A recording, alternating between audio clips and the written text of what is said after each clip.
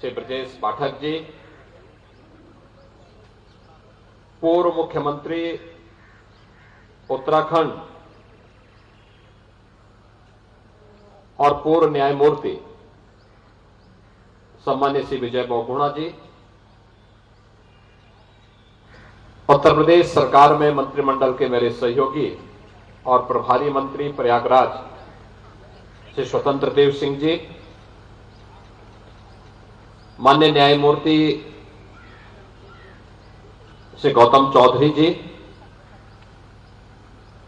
महापौर प्रयागराज श्री उमेश चंद केसरवानी जी, पूर्व सांसद प्रोफेसर रीता बहुगुणा जोशी जी, श्री शेखर बहुगुणा जी,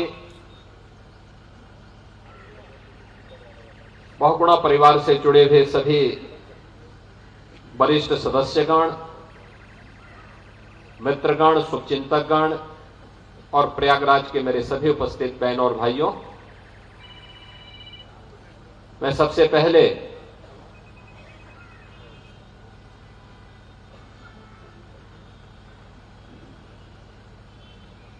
श्रीमती कमला बहुगुणा जी को उनकी स्मृतियों के लिए नमन करते हुए मूर्ति अनावरण कार्यक्रम के अवसर पर प्रदेश सरकार की ओर से आप सभी श्रद्धावान नागरिकों की ओर से विनम्र श्रद्धांजलि अर्पित करता हूं। हम सब जानते हैं 1924 में इसी प्रयागराज की धरती पर श्रीमती कमला बहुगुणा जी का जन्म हुआ। यही वह पली बढ़ी। बचपन में ही देश की आजादी की लड़ाई में कूद पड़ी। इस दौरान बस बालपन में ही जब देश की आजादी की इस लड़ाई के अभियान के साथ वंदे मातरम गाते हुए ब्रिटिश हुकूमत के खिलाफ नारेबाजी कर रही थी, तो मात्र 8 वर्ष की उम्र में ही उनकी पिटाई हुई थी। यानी उस समय की पुलिस और ब्रिटिश पुलिस उस समय उनकी पिटाई की। घर आकर के उन्होंने अपनी मां से शिकायत की, तो कहते हैं मां ने कहा कि नहीं, देश की आजादी के लिए इस प्रकार की मार को सहने का आदी बनना पड़ेगा। और इससे वह और मजबूत हुई और देखते ही देखते देश की आजादी की इस लड़ाई में भारत छोड़ो आंदोलन के उस अभियान में उन्होंने बढ़ चढ़ करके भाग लिया। यानी एक स्वतंत्रता संग्राम सेनानी के रूप में, एक समाज सेवी के रूप में और एक संवेदनशील जनप्रतिनिधि के रूप में व्यक्तित्व के ये 3 महान गुण स्वर्गीय कमला बहुगुणा जी के अंदर हम सबको देखने को मिलता है। मैं जब 2019 में प्रयागराज कुंभ के दौरान यहां पर आया था, तब मुझे एक शिविर में जाने का अवसर प्राप्त हुआ था और वह यात्रियों की सुविधा के लिए था, श्रद्धालुओं की सुविधा के लिए था। मुझे उस समय बताया गया कि यह जो शिविर है, इस शिविर की शुरुआत 1954 से श्रीमती कमला बहुगुणा जी ने किया था। और याद करिए, 54, आज से 70 वर्ष पहले। देश और दुनिया से आने वाले श्रद्धालु जनों की सुविधा के लिए हमें कुछ करना है, यह एक कल्पना हो सकती थी। अक्सर होता है, राजनेता वही करता है जहां उसको वोट बैंक की लालच होती, लेकिन नहीं, मेरी सिटी का गौरव बढ़े, मेरे शहर के बारे में, मेरे इस महा पर्व के आयोजन के बारे में देश और दुनिया उंगली न उठाने पाए। इसलिए मेरा यह दायित्व बनता है कि आने वाले श्रद्धालु को जितना भी हम सहयोग अपने स्तर पर कर सकते हैं वह सहयोग करेंगे। और वह 1954 से वह शिविर आगे बढ़ रहा है और आज भी उस शिविर का आयोजन प्रयागराज में प्रोफेसर रीता बहुगुणा जोशी जी के द्वारा अपनी मां की उस परंपरा को अनवरत रूप से आगे बढ़ाने का काम किया जा रहा है। ये हमारा सौभाग्य है कि पूर्व मुख्यमंत्री स्वर्गीय हेमवती नंदन बहुगुणा जी का जन्म उत्तराखंड के उसी जनपद में हुआ जिस जनपद में मेरा भी जन्म हुआ।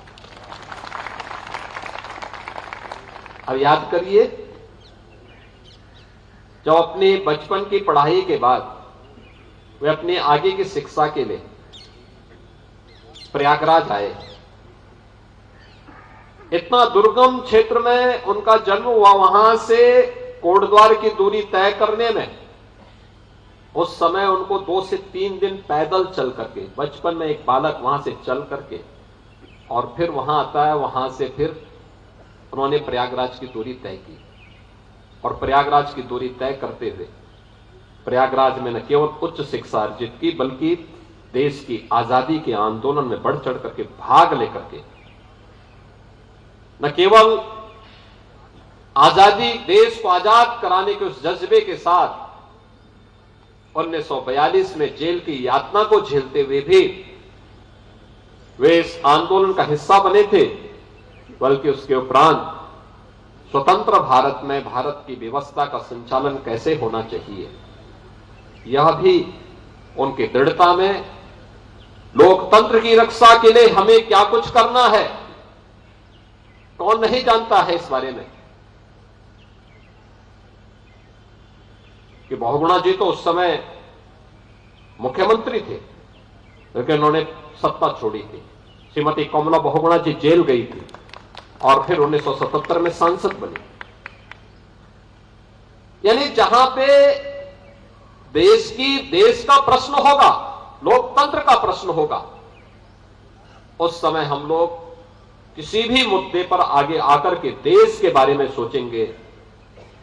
यह जज्बा उस परिवार में रहा है। आज जब उनकी प्रतिमा का, यहां पर ये मेरा सौभाग्य है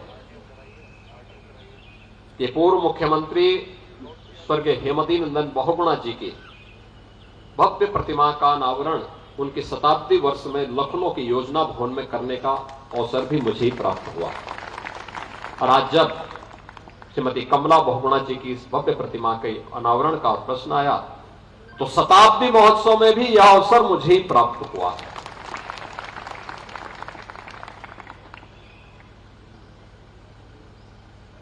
आज जो कुछ भी हम लोग देख रहे हैं, विकास का जो खाका है, नए उत्तर प्रदेश का दर्शन कर रहे हैं आदरणीय प्रधानमंत्री जी के मार्गदर्शन में, उनके नेतृत्व में।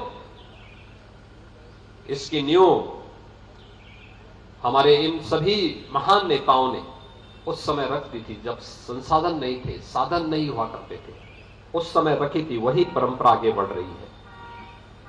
और यहां पर ठीक बोल रही थी प्रोफेसर रीता बहुगुणा जोशी जी कि हम इस होटल के पास ही जो घर थे उस घर में रहा करते थे। उनके कहने का पीछे का उद्देश्य यह भी था कि वे चाहते तो उन मकानों को खरीद सकते थे।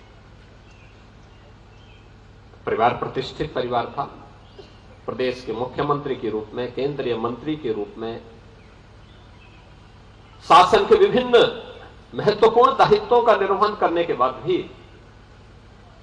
कभी भी स्वयं के लिए अर्जित करने का भाव नहीं रहा, देने का भाव रहा। देश के लिए, समाज के लिए एक जज्बा रहा। और याद रखना, वही स्मरणीय बनता है, वही स्मरणीय बनता है। नहीं तो प्रयागराज में तो सैकड़ों एकड़ भूमि पे तमाम भूमाफियाओं ने कब्जा किया हुआ है। और देर सवेर तो खाली होना ही है।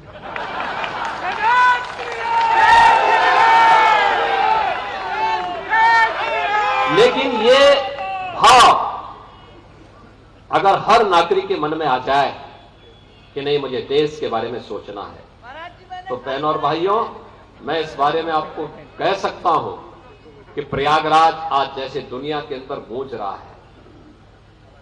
विजय बहुगुणा जी विदेश में थे, वे आए यहां पर विशेष रूप से अपनी माता जी की मूर्ति के अनावरण के कार्यक्रम में।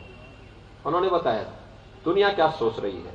हर एक, यानी जो भाव 1 वर्ष पहले अयोध्या के लिए था, आज वो प्रयागराज के लिए है। हर दृष्टि प्रयागराज की ओर देख रही है। हर एक की आत्मा इस समय प्रयागराज की तरफ है। और प्रयागराज के महाकुंभ के बारे में तो कहा जाता है कि मनुष्य तो आएंगे ही दुनिया के, लेकिन मनुष्यतर जीव भी और तमाम योनियों में जन्म लेने वाले, वहां पर रहने वाले देव योनि की जुड़ी हुई आत्माएं भी इस अवसर पर प्रयागराज कुंभ को उसका साक्षी बनने वाली है। इसलिए प्रयागराज को उस भव्य रूप में प्रस्तुत करना, प्रयागराज को उस दिव्य रूप में रखना, स्वच्छ प्रयागराज की परिकल्पना को साकार करना, प्रयागराज को इस ऐतिहासिक अवसर पर उसी भव्यता के साथ प्रस्तुत करने में हम सब सफल होंगे। मैं एक बार फिर से यहां पर उत्तराखंड से आए हुए पूर्व सीएम श्री विजय बहुगुणा जी का, उनके परिवार के सभी सदस्यों का, बहुगुणा परिवार का हृदय से अभिनंदन करता हूं। मैं धन्यवाद देना चाहूंगा प्रोफेसर रीता बहुगुणा जोशी जी को, जिन्होंने अपने माता और अपने पिता दोनों की स्मृतियों को बनाए रखने के लिए वे निरंतर प्रयास करते रहे और उनके पथ का अनुसरण करके उन्होंने कार्य किया है।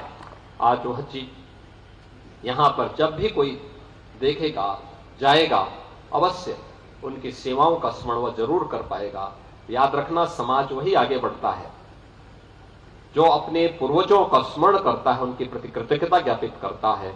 यह अवसर हमारे लिए कृतज्ञता ज्ञापित करने का अवसर है, जिन्होंने देश की आजादी के लिए एक समाज सेवी के रूप में, एक संवेदनशील जनप्रतिनिधि के रूप में जो सेवाएं समाज के लिए दी हैं, उसके प्रति कृतज्ञता ज्ञापित करने का एक अवसर भी यहां पर है। मुझे पूरा विश्वास है कि हमारा प्रयागराज उन भावनाओं का प्रतिनिधित्व सदैव करेगा। आप सबको मैं एक बार फिर से स्वर्गीय कमला बहुगुणा जी की स्मृतियों को नमन करते हुए विनम्र श्रद्धांजलि अर्पित करता हूं। महाकुंभ की आप सबको शुभकामनाएं देता हूं। धन्यवाद। जय हिंद।